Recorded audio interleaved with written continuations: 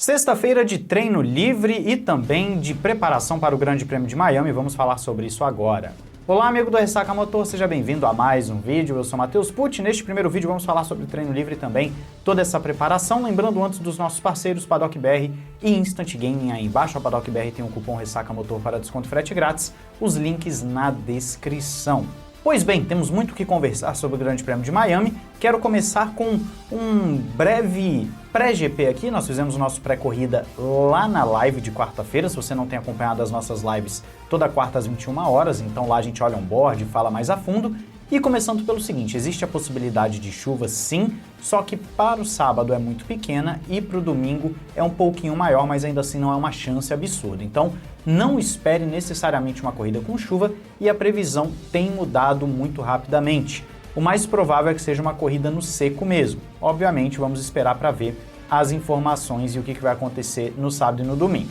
Na sua tela aparecendo aí os dados da Pirelli C3, C4 e C5, uma gama macia, porém não a mais macia. A gente tem que lembrar que nesse ano tem o C6, que a Pirelli até o momento não utilizou. Uma pista de tração mediana, aderência do asfalto alta, abrasividade baixa, evolução da pista alta e aí estresse do pneu, frenagem, força lateral e downforce, tudo mediano, conforme você confere no gráfico. É uma pista que não tende a estressar muito os pneus, por isso eu acho que seria interessante colocar o C6, mas aí a Pirelli é quem define. Você tem também as informações de cambagem e de pressão, lembrando que a pressão pode ser alterada se a Pirelli assim desejar após o treino livre. Nunca um piloto venceu saindo da primeira fila em Miami. Isso mesmo, nas 3 provas que nós tivemos, ninguém venceu saindo da primeira fila, o que é um feito curioso. Então, largar em primeiro ou segundo não necessariamente é um grande trunfo em Miami. É uma pista que tem uma alta probabilidade de safety car também,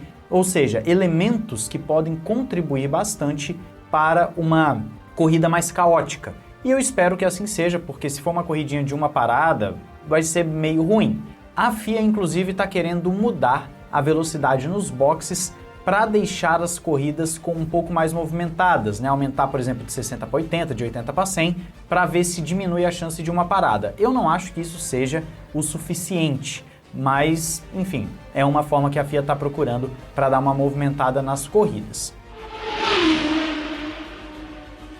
Algumas poucas notícias pré-GP aqui para vocês. Max Verstappen deu as boas-vindas à sua filha Lily, que chegou ao mundo neste dia 2. Obviamente, desejamos muita saúde à pequena Lily. E o grande detalhe aqui que eu quero falar com vocês sobre essa filha do Verstappen, já que a gente não entra aqui em mérito de vida pessoal dos pilotos, é que existe uma teoria no mundo da Fórmula 1, do automobilismo no geral, que quando um piloto se torna pai, ele começa a pensar 2 vezes antes de disputar uma curva, antes de fazer alguma coisa que antes ele estava mais agressivo.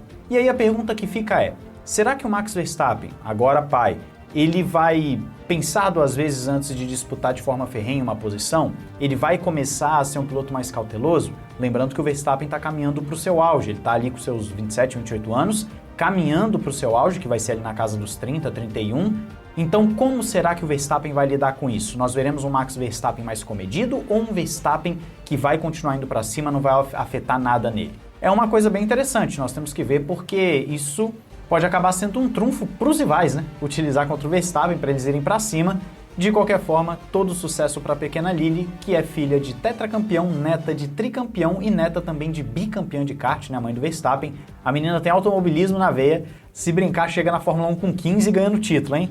Mas vamos lá, vamos continuar aqui com as notícias. Oscar Piastri resolveu responder às afirmações do seu conterrâneo Alan Jones de que o Lando Norris é fraco mentalmente. Trouxemos esse vídeo aqui para vocês ontem. Piastri diz que cada piloto lida com a questão mental de uma forma diferente e não existe um jeito certo ou errado, ou seja, ele sai em defesa do Lando Norris. Então, nesse caso, ele está botando panos quentes na situação, não querendo criar um ambiente hostil na equipe. Legal da parte dele, mas obviamente o Piastri sabe que no momento ele está com a vantagem emocional em relação ao Lando Norris.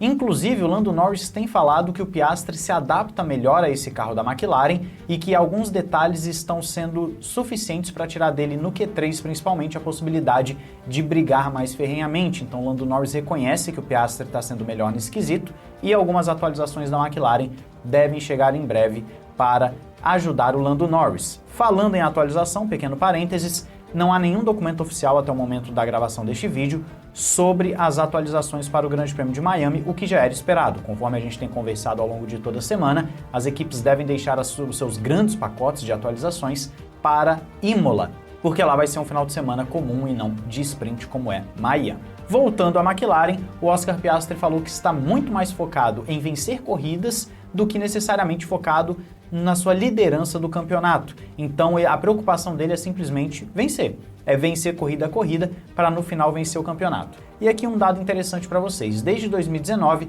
toda vez que o Oscar Piastri assume a liderança numa categoria, ele vence o campeonato. Ele fez isso na Fórmula, se não me engano, Fórmula 4, 3 e 2. Se não me engano foi isso. Ele fez essa escadinha vencendo títulos. Então o Piastri, ele vem para realmente ganhar na Fórmula 1, se ele mantivesse escrita, né, de continuar vencendo quando ele assume a ponta do campeonato. É o grande favorito, na minha opinião, para esse Grande Prêmio de Miami, já falei isso algumas vezes, inclusive na nossa live.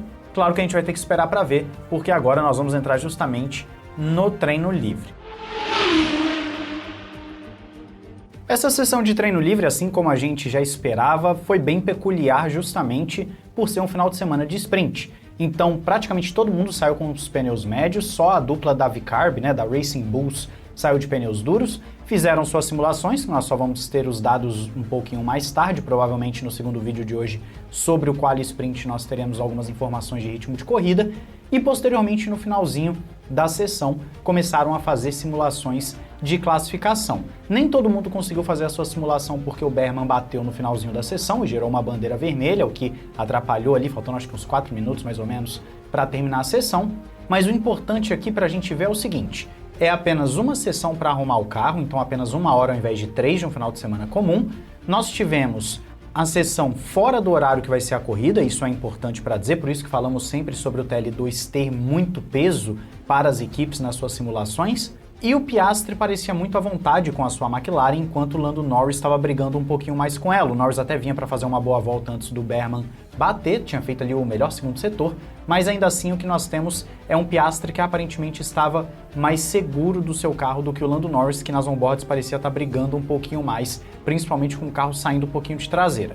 E alguns resultados ficam um pouco surpreendentes. Se você vê a Williams, por exemplo, lá em cima, acaba chamando bastante atenção, ou até mesmo o radar. Mas, num geral, o que nós temos é o seguinte, aparentemente está mais embolado do que nos últimos grandes prêmios, principalmente o meio de pelotão, mas eu diria que eu não consigo entender aonde está necessariamente Mercedes, Ferrari, por exemplo, e até mesmo a Red Bull. Red Bull, claro, aqui a gente falando muito mais de Verstappen do que necessariamente de Tsunoda. Vai ser interessante acompanhar daqui a pouco esse Quali Sprint para a gente ter uma noção do ritmo de qualifying, só que ritmo de corrida não necessariamente reflete o de qualifying. Então nós temos uma incógnita muito grande e com os dados certos mais tarde a gente vai conseguir entender melhor o que aconteceu nesse treino livre. Mas o Piastri liderou e acredito que ele é o piloto que neste momento vem com uma maior pompa para conseguir um bom resultado no Quali e na corrida sprint. Eu quero saber a sua opinião aí nos comentários sobre tudo isso. Não esqueça de se inscrever e ativar o sininho para não perder nada aqui no Ressaca Motor. Nos vemos mais tarde no vídeo da Quali Sprint. Um grande abraço, valeu e falou!